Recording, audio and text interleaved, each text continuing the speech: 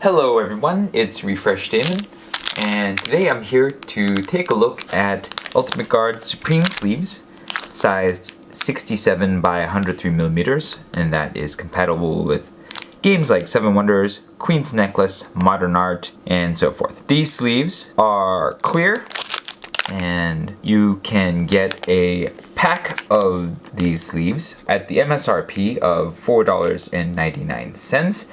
And for that price, you will get 80 sleeves.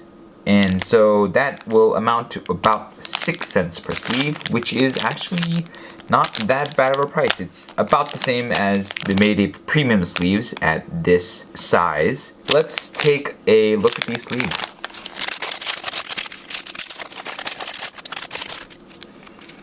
Looks like there's a little bit of plastic gunk or sleeve bit. I don't know what that is. It's sticking to my hand. No, there it is. Alright. Let's get rid of that. So as you can see, the sleeves are glossy and smooth on both sides. Let's make sure that there are 80 sleeves in this stack. Ready?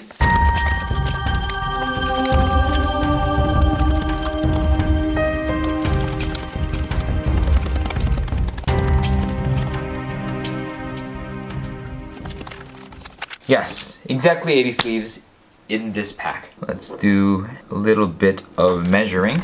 This is about 17mm thick for 80 sleeves, and that is approximately 212.5 microns per sleeve, so that's going to be 106.25 microns per face, so just a little bit more than 100, and that's given some rounding errors. Let's see if the dimensions are as advertised. That does look like it's 67 across, and it looks like it is 103 tall, so exactly as advertised. Let's see how the sleeve fits. What I have here is a Seven Wonders card, and I'm going to put it inside.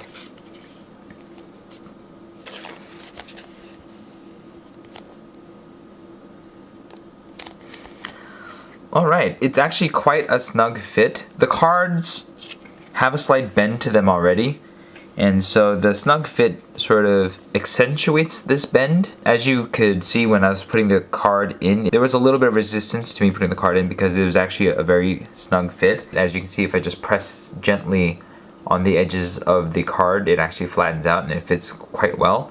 But there's not any real room on the sides, and as you can see from the top, there's only a very slight bit of space between the opening of this sleeve and the top edge of the card. Alright, next up is the sleeving test, so I'm going to put these 45 Seven Wonders cards into 45 of these sleeves, and we'll see how long that it takes. Ready, set, go.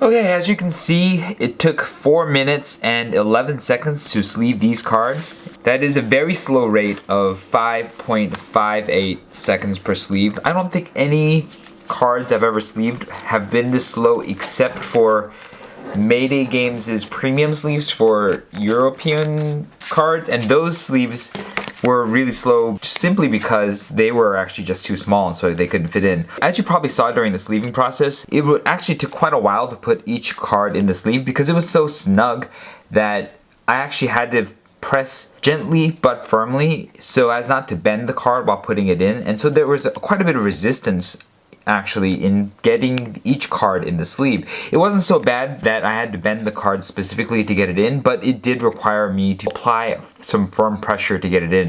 And that does concern me a lot. As you can see, the deck actually pops up a bit because of the snugness of the card really accentuating this bend that was already in the card slightly.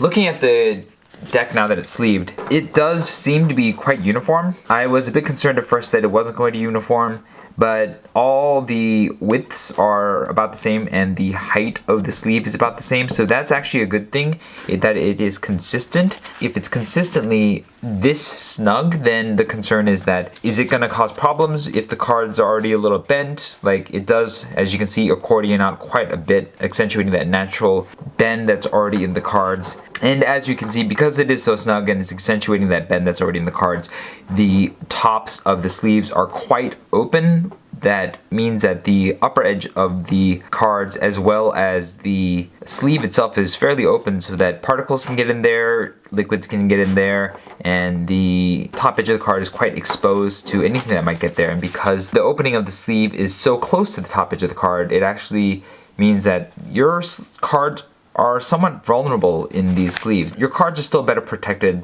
than being unsleeved altogether, but it is a little disconcerting that these sleeves are so snug as to create this sort of potential. Alright, now I'm going to be doing the shuffle test. I'm going to shuffle these 45 sleeve 7 Wonders cards 100 times, and I will see how long that it takes.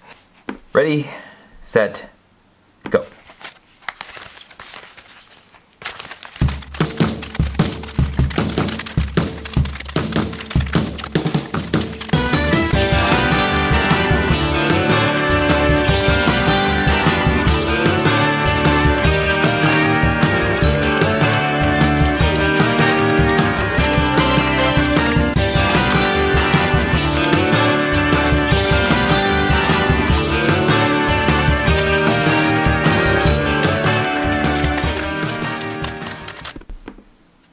Okay, that took 2 minutes and 35 seconds to shuffle these cards 100 times. And that's actually a pretty respectable speed of 1.55 seconds per shuffle. Now, one thing that I noticed about handling these cards is that they actually feel quite good in your hand. They're very sturdy and strong and rigid, and it's easy to grip them. The problem that these sleeves face when shuffling, which a lot of the sleeves do face at this size, is just because the cards are so large.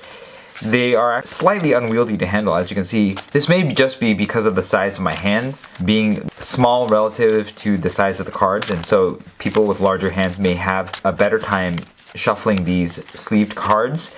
But for me, it's a little bit unwieldy. The sleeves actually slide into each other quite well, at least in terms of the entry. As you can see, I just drop it right in. Now there's a little bit of resistance on the faces of the cards just because of the amount of plastic that's rubbing against each other. It means that there is going to be some amount of pressing and adjusting you have to do as you put the cards into each other like this, and it will slow down your overall shuffle speed, but I don't know if any of these games require that much shuffling that this is going to be too much of a concern for you. And the last thing to note is that because of the natural curve to the cards interacting with the snugness of the cards, there is a bit of an accordion-like effect where the deck will want to expand out, and then that does mean that it does become easier to put the half of the deck into the other half like this because it is already spreading out a bit. But on the other hand, that does make handling a little difficult because sometimes you're going to find your cards spreading out as you put the cards in, and that might possibly make you lose grip on the cards because they're going to be expanding too much. Overall, I don't think that it's too bad of a thing in terms of shuffling. These actually feel pretty good in the shuffling process, and towards the end of the 100 shuffles I really found a good rhythm in terms of just being able to like mash the sleeves into each other like this. Now that I've shuffled everything, let's take a look at all the sleeves and see how they survived all the handling.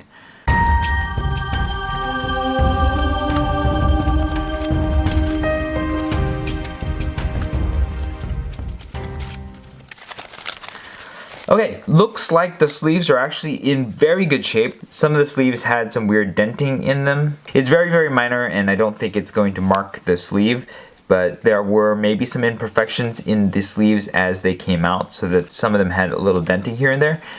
But overall, I don't think the sleeves took any damage at all. The corners are all fine. There's no bending. There's no scuffing on any of the sleeves at all. There's no split sleeves or anything like that. So long term, I don't really anticipate these sleeves splitting or breaking or otherwise becoming damaged or scuffed over use compared to the other sleeves that I've tested.